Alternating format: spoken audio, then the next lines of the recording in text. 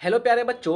उम्मीद है आप लोग बहुत अच्छे होंगे। आज के इस वीडियो में हम लोग मुख्य रूप से जो कक्षा 10वीं का सामाजिक विज्ञान का विषय है भूगोल यानी कि ज्योग्राफी, इसका हम लोग प्रारंभ यानी कि शुरुआत कर रहे हैं। ये पहला चैप्टर है आपका और ये क खंड है। यानी कि जो भूगोल विषय है बच्चों, आपको मोटा मोटी ध्यान रखना है कि भूगोल में आपका दो खंड आपको पढ़ना है। एक खंड है क और एक खंड है आपका ख। क खंड में आपका मुख्य रूप से 6 चैप्टर्स हैं। संसाधन के बारे में, फिर कृषि, फिर निर्माण उद्योग के बारे में, फिर परिवहन, उसके बाद बिहार के संबंध में और मानचित्र के संबंध में 6 चैप्टर आपको पढ़ना है क खंड में। और मुख्य रूप से जो ख है बच्चों, ख खंड में आपको पढ़ना है आपदा के बारे में, आपदा प्रबंधन। यानी कि ख खंड में जितने भी प्रकार के आपदा हैं, प्राकृतिक आपदा, मानव जनित आपदा, बाढ़, सुनामी, भूकंप, ये सारे आप लोग ख खंड में पढ़ेंगे। और दोनों से मोटा मोटी अच्छा खासा क्वेश्चन आपको सामाजिक विज्ञान में पूछा जाता है। यदि आपको कोई पूछे कि सबसे अधिक सामाजिक विज्ञान में सबसे अधिक प्रश्न किस सब्जेक्ट से रहता है, तो सबसे अधिक जो प्रश्न रहता है बच्चों भूगोल विषय से रहता है, क्योंकि इसके दो खंड बन जाते हैं, इसलिए यहाँ से प्रश्न ज़्यादा बनते हैं। ठीक है, चले स्टार्ट करते हैं हम लोग पहला चैप्टर। और ये क खंड का पहला चैप्टर है। चैप्टर यानी कि अध्याय का नाम है भारत संसाधन एवं उपयोग। भारत संसाधन एवं उपयोग। चलिए स्टार्ट करते हैं। सबसे पहले समझते हैं संसाधन किसे कहते हैं। सारे चीज़ों को अपना आसानी से आसान भाषा में समझने का प्रयास कीजिएगा। और सारे चीज़ों को मैं बहुत ही तोड़ तोड़ करके यहाँ पर समझाऊंगा बच्चों। आप लोग को कौन सा प्रश्न आपका पिछले बोर्ड परीक्षा में आया हुआ है ये भी बताऊंगा, और कौन सा प्रश्न आपके अगले बोर्ड परीक्षा यानी कि 2024 में आने की संभावना है मैं ये भी बताऊंगा। चलिए शुरू करते हैं। आपका संसाधन, सबसे पहला चीज़ है संसाधन। इसको इंग्लिश में बोलते हैं बच्चों रिसोर्स। इंग्लिश में वो इसको बोलते हैं रिसोर्स। तो संसाधन किसको कहते हैं? वे सभी वस्तुएं जो पर्यावरण में उपलब्ध हो और मानव की आवश्यकता को पूर्ति करता हो, तो वह संसाधन कहलाता है। यानी कि जितनी भी वस्तुएं पर्यावरण में उपलब्ध है, आपके चारों ओर आपके वहाँ पर उपलब्ध है, और वे सभी वस्तुएं यदि आपकी आवश्यकता को पूर्ति करता है, तो वह क्या कहलाएगा? आपका संसाधन कहलाएगा। जैसे आपको प्यास लगा, आपने प्यास लगा तो प्यास को बुझाने के लिए पानी पिया, तो पानी आपके लिए क्या हो गया? एक संसाधन हो गया। आपको बाजार जाना है, बाजार के लिए आपने साइकिल लिया और साइकिल से बाजार चला गया, तो साइकिल क्या हो गया? आपके लिए एक संसाधन हो गया। बाजार से आपने चावल खरीदा, चावल को घर में ला करके खाया, उन्होंने आपके भूख को मिटाया, तो वो चावल आपके लिए एक संसाधन हो गया। तो जितनी भी वस्तुएं जो आपकी आवश्यकता को पूर्ति करता हो, वो क्या कहलाता है? संसाधन कहलाता है, रिसोर्स कहलाता है। जैसे भूमि, जल, खनिज आदि। आप यहाँ पर कुछ भी लिख सकते हैं बच्चों। पुस्तक, आप अभी किताब पढ़ रहे हैं, आप मोबाइल देख रहे हैं, मोबाइल क्या कर रहा है? आपका आवश्यकता को पूर्ति करता है, तो मोबाइल आपका संसाधन हो गया। आप क्या करते हैं? मुख्य रूप से घड़ी देखते हैं। घड़ी क्या बताता है आपको? सही टाइम, है ना, समय को बतलाता है, तो वो भी आपके लिए एक क्या हो गया? संसाधन हो गया। आप किताब पढ़ते हैं, पुस्तक पढ़ते हैं, स्कूल जाते हैं, स्कूल साइकिल से जाते हैं, गाड़ी से जाते हैं, जितना भी चीज़ है बच्चों, ये सारे क्या है? आपकी आवश्यकता को पूर्ति करता है, इसलिए वो हमारा आपका क्या हो गया? संसाधन हो जाएगा। समझ में आ गया? आगे बढ़ते हैं। प्राकृतिक संसाधन कैसे हो सकते हैं? तो संसाधन प्राकृतिक और मानवीय दोनों हो सकते हैं। तो प्राकृतिक संसाधन किसको बोलेंगे बच्चों? प्राकृतिक संसाधन वे सभी वस्तुएं जिसका निर्माण किसने किया है? प्रकृति ने किया है, तो उसको बोलेंगे प्राकृतिक संसाधन। और जिसका निर्माण किसने किया बच्चों? मानव ने किया है, उसको बोलेंगे मानवीय संसाधन। जैसे भूमि, ये कैसा संसाधन है? प्रकृति की मानव, तो यह होगा हमारा प्राकृतिक संसाधन। इसका निर्माण किसने किया है? प्रकृति ने किया है। लेकिन मैं अगर आपको पूछूं मोटरसाइकिल, मोटरसाइकिल कैसा संसाधन है? प्रकृति की मानव निर्मित, तो यह हमारा हो गया मानवीय संसाधन। मोटरसाइकिल मानव इसका निर्माण करता है। समझ में आया? आगे बात करते हैं। संसाधन भौतिक और जैविक दोनों हो सकते हैं। भौतिक और जैविक मतलब कि बच्चों, भौतिक जिसमें जीव नहीं होगा, यानी कि वो क्या होगा? निर्जीव होगा। और जैविक यानी कि जो किया होगा जीवों के अंश होंगे, जीवित होंगे, उसको बोलेंगे जैविक। जैसे मैं आपको बोलूं भूमि, मृदा यानी कि मिट्टी, पानी यानी कि जल, खनिज, ये सारे कैसे हैं बच्चों? निर्जीव वस्तुएं हैं। ये कैसा संसाधन? भौतिक पदार्थ हुए। उसी प्रकार से जैविक में वनस्पति, जितने भी पेड़ पौधे होते हैं, वन्य जीव, जितने भी जानवर हैं, जलीय जीव, है ना, मनुष्य, ये क्या है? हमारा जैविक है। आगे बात करते हैं। काफी इंपॉर्टेंट, वीवीआई लगा दीजिएगा, ये प्रश्न आपको आ सकता है। जिम्मरमैन एक भौगोलविद है बच्चों, जिम्मरमैन। उन्होंने कहा था संसाधन होते नहीं बनते हैं। जिम्मरमैन का क्या कथन है कि संसाधन होते नहीं बनते हैं। किसका कथन है? जिम्मरमैन का। और जिम्मरमैन कौन थे? एक भूगोलविद थे, यानी कि भूगोल का अच्छा खासा उन्हें ज्ञान था, एक भूगोल का विद्वान था। कौन? जिम्मरमैन। आगे बात करते हैं अब मानव संसाधन। वैसे तो संसाधन को प्रकृति का उपहार समझा जाता है, लेकिन इस प्राकृतिक तत्वों को उपयोगी बनाने का श्रेय मनुष्य को दिया जाता है, जिसने अपनी तकनीकी क्षमता से किसी भी वस्तु को संसाधन में बदला। इसलिए मनुष्य स्वयं क्या है? एक संसाधन है। यानी कि सिंपल भाषा में समझिए बच्चों, कोई भी वस्तु है, जैसे भूमि, जैसे कोई भी खनिज या फिर किसी भी प्रकार का सामान, यदि प्रकृति के द्वारा होता है तो वो क्या होता है? प्रकृति का उपहार होता है बच्चों, वो प्रकृति का उपहार। लेकिन यदि मैं आपको कहूँ, एक पृथ्वी के भू पर पट्टी, पृथ्वी के नीचे सोने की खदानें हैं, लेकिन यदि आप सोने का उपयोग ही नहीं जानते हैं तो उस सोने का लेकर के क्या करेंगे? उस सोने की खदाने को लेकर के क्या करेंगे? आपके पास कितना सोना हो जाए, आपके पास पहनने के लिए नाक ही नहीं है तो उस सोना का क्या फ़ायदा? आपके पास पहनने का कान ही नहीं है, आपको उपयोगिता उसकी मालूम ही नहीं है, टेक्नोलॉजी आती ही नहीं है, तो उसका कोई फ़ायदा नहीं होगा। यानी इससे पता ये चला कि मानव ही ऐसा है बच्चों जो क्या करता है? सारे संसाधनों को उपयोगी बनाता है। उपयोगी बनाता है कौन? मानव बनाता है। इसलिए मानव खुद एक संसाधन है। जैसे लोहे की खदानों से लोहा को निकालता है मानव, और उस लोहा से साइकिल बना लेता है, और उस साइकिल से आसानी से आप स्कूल पहुंच जाते हैं। तो वो साइकिल आपका क्या किया बच्चों? आपकी आवश्यकता को पूर्ति किया। लेकिन उस साइकिल, उस लोहे से साइकिल बनाया किसने? मानव ने बनाया। यदि मानव के पास ज्ञान नहीं रहता, मानव के पास तकनीक और टेक्नोलॉजी नहीं रहता, तो क्या मानव साइकिल का निर्माण कर सकता था? क्या आविष्कार कर सकता था? नहीं कर सकता था। तो अतः इससे पता चलता है कि यदि मानव क्या है? यदि मानव सभ्य है, मानव के पास तकनीक है, यानी कि मानव एक संसाधन, अच्छा संसाधन यदि है, तो वो क्या करेगा? मुख्य रूप से जितनी भी संसाधन है, प्रकृति के जितने भी उपहार है, उसका सही उपयोग करेंगे। समझ में आया? आगे बात करते हैं। संसाधन किसी भी देश का आर्थिक में सामाजिक मेरुदंड होता है। यानी कोई भी जो संसाधन है बच्चों, वो किसी भी राष्ट्र के लिए, किसी भी देश के लिए क्या होता है? बैकबोन, मेरुदंड माना जाता है उसका, आर्थिक और सामाजिक। उस संसाधन से क्या होता है बच्चों? उसको मुख्य रूप से आर्थिक कमाई भी आती है और सामाजिक वृद्धि भी आती है, सामाजिक संपन्नता भी आती है। आया समझ में? आगे बात करते हैं। जापान प्राकृतिक संसाधनों में विपन्न होने के बावजूद भी विकसित देश है। ऐसा नहीं है कि जिन देशों के पास संसाधन है सिर्फ वही देश विकसित हो सकते हैं, ऐसा कतई नहीं है। कई देश ऐसे भी है जिनके पास संसाधन नहीं है लेकिन वो विकसित देश की श्रेणी में है। जैसे आपका जापान, जापान के पास बहुत ही कम संसाधन है बच्चों, लेकिन वहाँ का मानव इतना संपन्न है, इतना तकनीकी ज्ञान है उसके पास, कि वो जो भी वस्तुएं हैं वो क्या करता है बच्चों? उसका उपयोग काफ़ी विवेकपूर्ण ढंग से करता है, काफ़ी माइंड लगा करके करता है।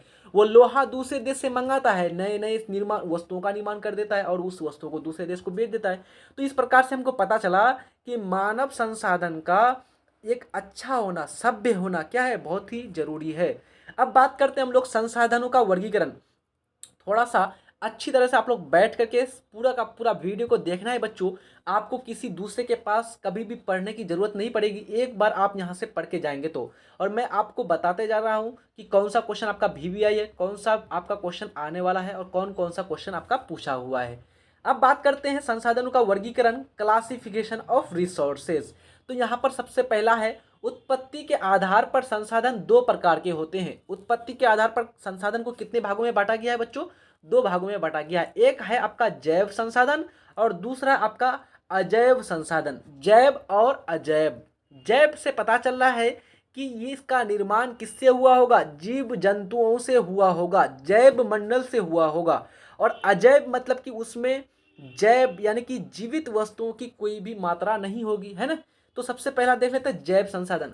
वैसे संसाधन जिनकी प्राप्ति जैव मंडल से होती है। जैव मंडल यानी कि जीव मंडल, जहां पर जीव रहते हैं, जीवों से प्राप्त होती है, पेड़ पौधों से, मनुष्य से, जीव जंतुओं से, वन्य प्राणियों से, जलीय जीवों से, उसको बोलेंगे जैव संसाधन। जैसे मनुष्य कैसा संसाधन है? जैव संसाधन। वनस्पति जैव संसाधन। मत्स्य, मत्स्य बोलते बच्चों मछली को, मत्स्य किसको बुलाता है? मछली को बुलाता है मत्स्य।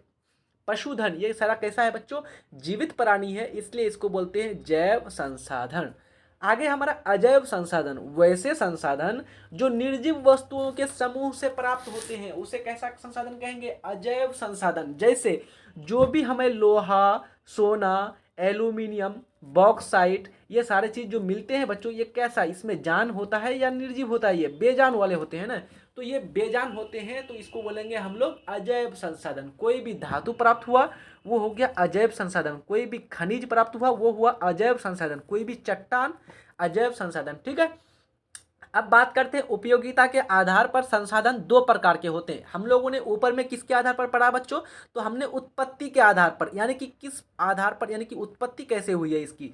अब हम लोग बात करेंगे उपयोगिता के आधार पर कि किस प्रकार से हम लोग इसका उपयोग करते हैं। उपयोगिता के आधार पर संसाधन दो प्रकार के होते हैं। संसाधन इस आधार पर भी संसाधन को दो वर्गों में बांटा गया है। एक है आपका नवीकरणीय संसाधन और एक है आपका अनवीकरणीय संसाधन। ध्यान देंगे बच्चों, एक नवीकरणीय संसाधन और एक आपका अनवीकरणीय संसाधन। काफ़ी इंपॉर्टेंट है, VVI लगा दीजिएगा। एक प्रश्न आपका हमेशा यहाँ से पूछा जाता है, आपको एक प्रश्न यहाँ से पूछा जाता है। तो सबसे पहले जानते हैं नवीकरणीय संसाधन।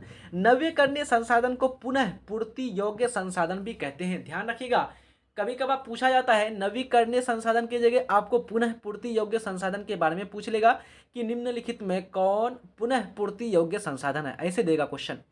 तो सबसे पहले जानते हैं कि होता क्या है। वैसे संसाधन जिन्हें भौतिक, रासायनिक या यांत्रिक प्रक्रिया द्वारा नवीकृत या पुनः प्राप्त किए जा सकते हैं उसे नवीकरणीय संसाधन कहते हैं। यानी कि कोई भी भौतिक प्रोसेस के द्वारा, कोई भी रासायनिक प्रक्रिया के द्वारा या फिर कोई भी यांत्रिक प्रक्रिया के द्वारा आप उस चीज़ को दोबारा प्राप्त कर सकते हैं, पुनः प्राप्त कर सकते हैं, उसको दोबारा उसका निर्माण कर सकते हैं, तो उसको बोलेंगे नवीकरणीय संसाधन। जैसे एग्जाम्पल के रूप में दिया हुआ है सौर ऊर्जा, पवन ऊर्जा, जल विद्युत, वन एवं वन्य प्राणी। VVI लगा दीजिए, सारा का सारा इसमें पूछा हुआ है। आपको एक बार प्रश्न पूछा हुआ है सौर ऊर्जा के बारे में, एक बार पूछा हुआ है पवन ऊर्जा के बारे में और एक बार पूछा हुआ है जल विद्युत के बारे में। क्वेश्चन पूछा जाता है सौर ऊर्जा निम्नलिखित में से कौन सा संसाधन है, तो ध्यान रखेंगे आपका नवीकरणीय संसाधन यानी कि पुनः पूर्ति योग्य संसाधन होगा। आया समझ में बच्चों? ये सारे संसाधन कैसे पुनः पूर्ति योग्य, यानी कि आज यदि हमें सूरज का धूप मिला सवेरे तो उस सूरज का धूप कल भी मिलने वाला है। क्या आज सूरज उग गया तो कल उगेगा नहीं? सूरज कल उगेगा नहीं, उगेगा तो परसों जरूर उगेगा, लेकिन हमको प्राप्त होगा, दोबारा प्राप्त होगा हवा, पवन ऊर्जा, यानी कि पवन चक्की से पवन जो ऊर्जा मिलती है ये हमको, इसका भंडारण कैसा है? अनिश्चित है, बहुत ही ज़्यादा मात्रा में है, असीमित मात्रा में है ना। आगे बात करते हैं जो हमारा नवीकरणीय संसाधन है बच्चों, नवीकरणीय संसाधन को परंपरागत संसाधन भी कहा जाता है। कौन सा संसाधन कहते हैं? परंपरागत संसाधन। इसे परंपरागत संसाधन कहते हैं नवीकरणीय संसाधन को। और नवीकरणीय संसाधन को बच्चों इंग्लिश में बोलते हैं रिन्यूएबल रिसोर्सेस। अब बात करते हैं अनवीकरणीय संसाधन, इसको बोलते हैं अचक्रीय संसाधन। कैसा संसाधन? अचक्रीय, यानी कि जिसको पुनः आप प्राप्त नहीं कर सकते, पुनः इसका चक्रण नहीं कर सकते, तो इसको बोलेंगे अचक्रीय या फिर अनवीकरणीय या फिर गैर परंपरागत। आया समझ में? वैसा संसाधन जो एक बार प्रयोग होने के साथ ही समाप्त हो जाते हैं उसे अनवीकरणीय संसाधन कहते हैं, अर्थात जिनका पुनः चक्रण या पुनर्चक्रण नहीं किया जा सकता है, अनवीकरणीय संसाधन कहलाता है। जैसे जीवाश्म ईंधन, जो भी जीवाश्म ईंधन है बच्चों, जैसे आपका कोयला, पेट्रोल, डीजल, केरोसिन, ये सारे क्या है? आपका जीवाश्म ईंधन है, जीवों के सड़े गले पदार्थों से बना है, जीवों के सड़े गले अपशिष्टों से बना है, तो इसको बोलेंगे जीवाश्म ईंधन, यानी कि जीवों से बनने वाला ईंधन, जीवाश्म ईंधन। इसमें मुख्य रूप से कौन है? आपका कोयला और पेट्रोल और डीजल और केरोसिन, ये सारे जीवाश्म ईंधन के अंतर्गत आता है। आपको क्वेश्चन पूछा हुआ है बिहार बोर्ड मैट्रिक परीक्षा में कि जीवाश्म ईंधन निम्नलिखित में से कौन सा संसाधन है? नवीकरणीय संसाधन, अनवीकरणीय संसाधन या फिर दोनों या फिर इनमें से कोई नहीं। तो ध्यान रखेंगे ये आपका अनवीकरणीय संसाधन है। एक बार कोयले का खदान समाप्त हो जाएगा, इसका निर्माण आप नहीं कर सकते हैं और इसका निर्माण बहुत कम समय में नहीं होता है, इसके निर्माण में 20 से 25 करोड़ वर्ष लग जाते हैं। तो इतना टाइम लगेगा बच्चों, तो इसका पुनर्चक्रण कर पाएंगे क्या? नहीं कर पाएंगे। पेट्रोल, डीजल, ये केरोसिन, इसका निर्माण नहीं कर सकते हैं। बहुत लंबा टाइम और बहुत ही जटिल प्रक्रिया है इसका निर्माण में। आगे बात करते हैं स्वामित्व के आधार पर। तो हम लोगों ने दो आधार पर पढ़ लिया, एक पढ़ा उत्पत्ति के आधार पर। उत्पत्ति के आधार पर मैंने बताया दो प्रकार, एक होता है जैव और एक होता है अजैव। और हमने भी बताया आपको उपयोगिता के आधार पर। उपयोगिता के आधार पर मैंने बताया दो प्रकार, एक होता है आपका नवीकरणीय और एक होता है अनवीकरणीय। नवीकरणीय को मैंने कहा पुनर्चक्रण यानी कि चक्रीय संसाधन, इसको बोला अचक्रीय संसाधन। इसको गैर परंपरागत यानी अनवीकरणीय को गैर परंपरागत और नवीकरणीय को परंपरागत, है ना। चलिए बात करते हैं स्वामित्व के आधार पर। स्वामित्व के आधार पर संसाधन मुख्य रूप से चार प्रकार के होते हैं। कितने प्रकार के होते हैं बच्चों स्वामित्व के आधार पर? चार प्रकार के। स्वामित्व मीन्स होता है अधिकार। स्वामित्व का अर्थ जान लीजिए आप लोग, अधिकार। यानी कि मान लीजिए कोई एक वस्तु है, या कि आपके अभी आप लोग मोबाइल देख रहे हैं, ये मोबाइल यदि आपका है तो क्या कोई आदमी दूसरा थर्ड पर्सन आकर के आपको कहे कि चलो मेरा मोबाइल दो, आप दे दोगे उसको? नहीं दोगे। क्यों? क्योंकि उस पर आपका अधिकार है। तो उसको बोलेंगे व्यक्तिगत संसाधन, यानी कि मुख्य रूप से उस पर सिर्फ और सिर्फ आपका निजी अधिकार है। मान लीजिए आप गया स्कूल, क्या स्कूल में सिर्फ आप पढ़ाई कर सकते हैं या फिर और भी बच्चे पढ़ाई कर सकते हैं? तो बहुत सारे बच्चे पढ़ाई कर सकते हैं, बहुत सारे समुदाय के लोग पढ़ाई कर सकते हैं, बच्चे पढ़ाई कर सकते हैं। तो उसको बोलेंगे सामुदायिक संसाधन। कोई चीज है और उस पर किसी सरकार, किसी देश, किसी राष्ट्र का अधिकार है, तो उसको बोलेंगे राष्ट्रीय संसाधन। जैसे कोयला की खदानें, सोने की खदानें, कोई भी चट्टान, कोई भी खनिज, ये कैसा संसाधन? राष्ट्रीय। और किसी पर यदि राष्ट्र अंतर्राष्ट्रीय अधिकार हो तो उसको अंतर्राष्ट्रीय बोलते हैं। तो यहाँ पर सबसे पहले जानते हैं स्वामित्व के आधार पर चार प्रकार के संसाधन होते हैं, व्यक्तिगत संसाधन, सामुदायिक संसाधन, राष्ट्रीय संसाधन, या फिर और चौथा है आपका अंतर्राष्ट्रीय संसाधन। सबसे पहला है आपका व्यक्तिगत संसाधन। वैसा संसाधन जो किसी खास व्यक्ति के अधिकार क्षेत्र में होता है, व्यक्तिगत संसाधन कहलाता है। जैसे भूमि, तालाब, बगीचा, घर, कुआं। आपके पास जो आपका पुस्तक है वो आपका संसाधन है, निजी है, आपका व्यक्तिगत है। आपके पास जो मोबाइल अभी देख रहे हैं वो मोबाइल आपका कैसा है बच्चों? निजी संसाधन है। आप जो कलम से अभी लिख रहे हैं वो कलम आपका क्या है? आपका निजी संसाधन है, व्यक्तिगत संसाधन है। आ गया समझ में? चलिए आगे बढ़ते हैं। कहीं पर डाउट होगा थोड़ा भी तो आप लोग क्या करेंगे, जल्दी से कमेंट बॉक्स में कमेंट करेंगे। बिल्कुल आप लोग को टॉपर बनना है बच्चों, ठीक है। 2024 में आपको 450 मार्क्स आपको प्राप्त करना है, ठीक है। काफ़ी सिंपल और सरल भाषा में पढ़ाया जा रहा है, कोई भी ऑब्जेक्टिव यहाँ पर नहीं छूटेगा। 100% गारंटी के साथ मैं कह रहा हूँ।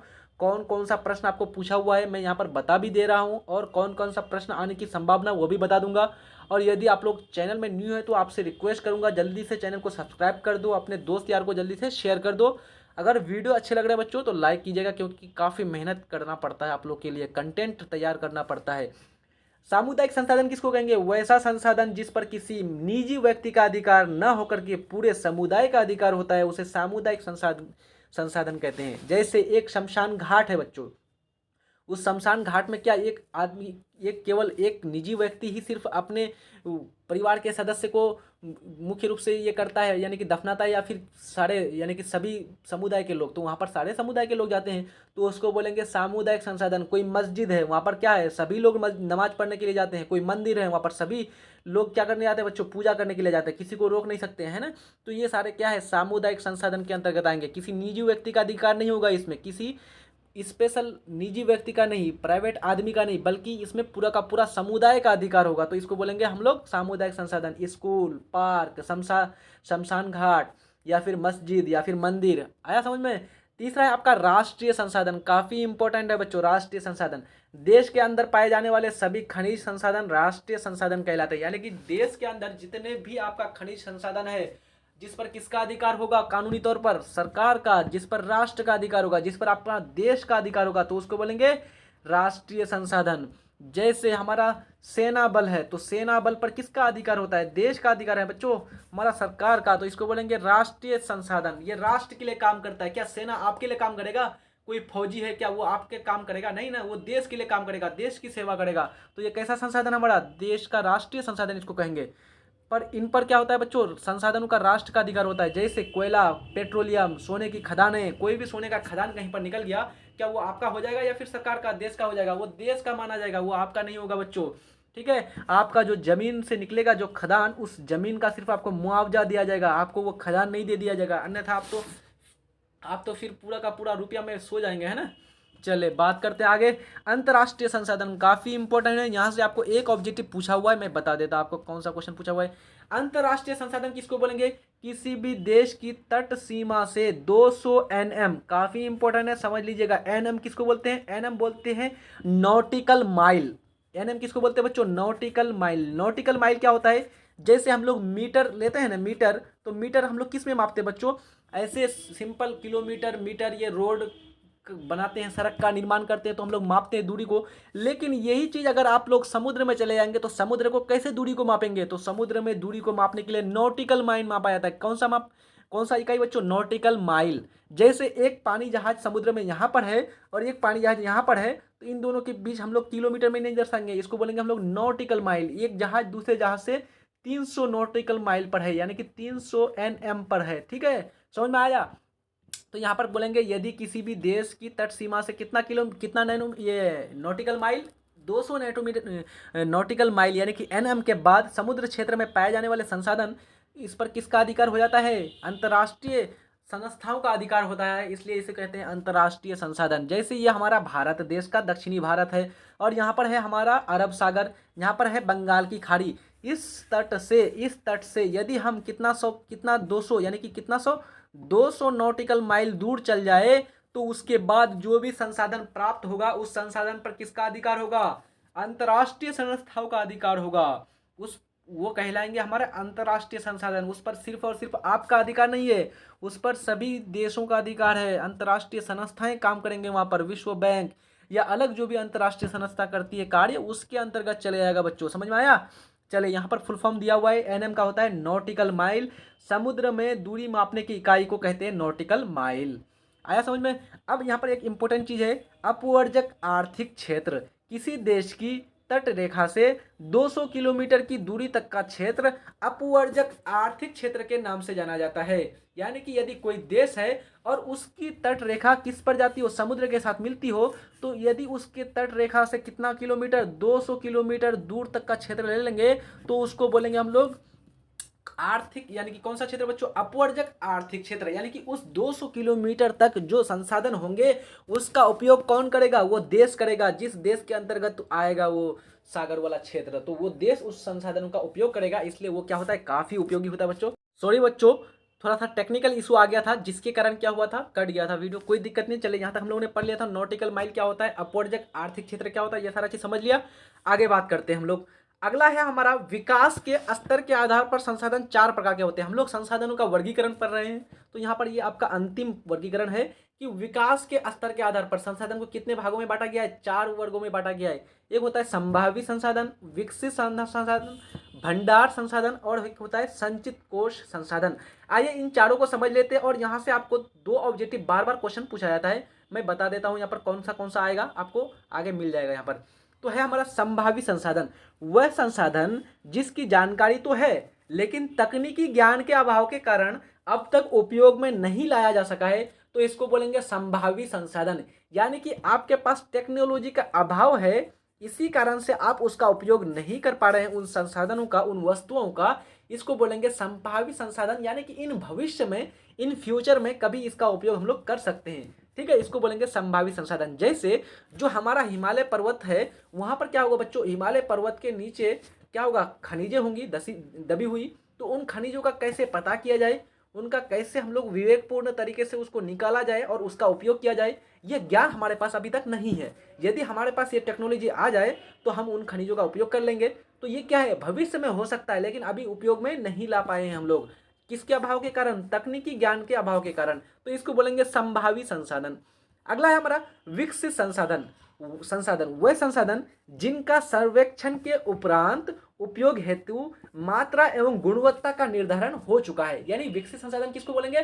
तो जिनका गुणवत्ता भी फिक्स कर दिया गया और वो उपयोग में अभी है। जैसे आपका बोले पवन ऊर्जा के लिए चक्की लग गया गया, पवन चक्कियां लगा दी गई है बहुत सारे राज्यों में।